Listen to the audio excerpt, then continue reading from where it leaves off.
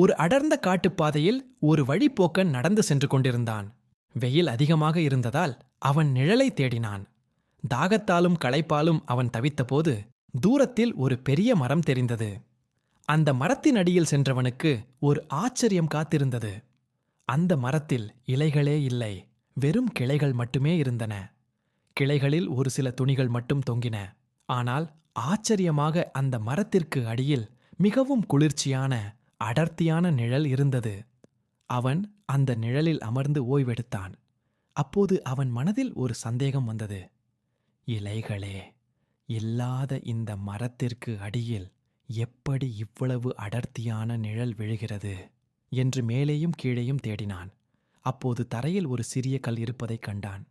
அந்த கல்லில் இப்படி எழுதப்பட்டிருந்தது: இந்த நிழல் மரத்தினால் உண்டானது அல்ல.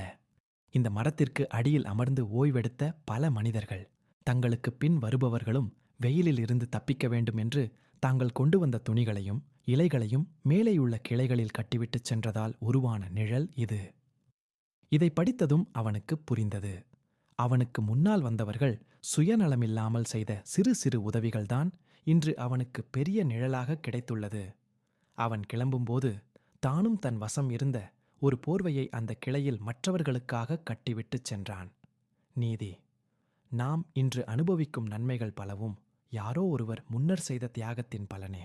நாமும் பிறருக்குச் செய்யும் சிறு உதவி பின்னாளில் பலருக்கு பெரிய உதவியாக மாறும்.